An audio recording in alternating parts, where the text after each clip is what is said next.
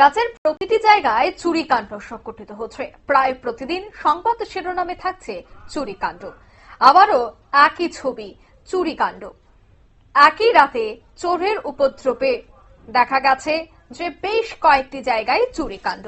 চোরের উপদ্রবে অতিষ্ঠ দামছড়া এলাকার মানুষ। গতকাল রাতে বিভিন্ন দোকানে এবং বাড়িতে চুরিকাণ্ড সংঘটিত হয়, অথচ নিষ্ক্রিয় পুলিশ প্রশাসন। পুলিশ থাকা সত্ত্বেও এই ধরনের চুরিকাণ্ড কিভাবে সম্ভব অভিযোগ উঠছে।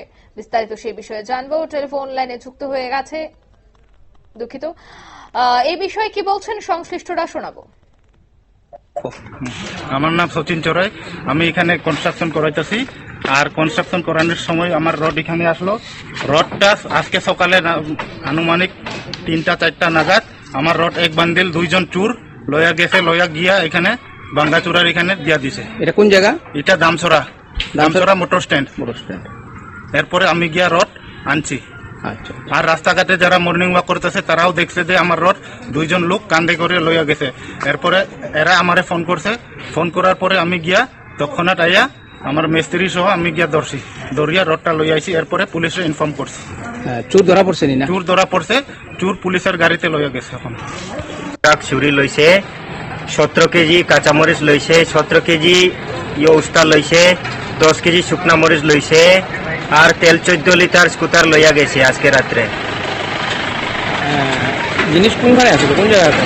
জিনিস তো ওইখানে পুরানা গোদাম, বিএসসি চেয়ারম্যান যে আগে থাকে গোদাম পুরানা এখানে আছে।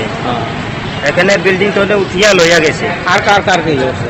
আর এখানে 2-3 জন আছে। আর এখানে আমার লগে নিধন ঠাকুরিয়া তারাই তো 1 লিটার আর 200 গ্রাম সকলটা তেল লইয়া গেছে। আর কি জানিস? আর ডালও লইয়া গেছে, মোটর লইয়া গেছে, তারাই তো তেল সকলটা লইয়া গেছে। আপনারা শুনলেন তাদের এই অভিযোগ।